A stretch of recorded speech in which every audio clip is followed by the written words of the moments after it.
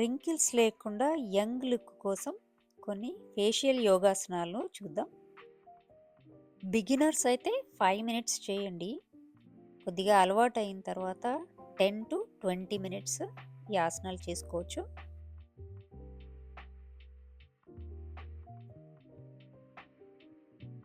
ఈ ఆసనంలో టంగ్తో సర్కిల్ మోషన్లో రౌండ్గా తిప్పాలి. రెండు వైపులా చేయాలి.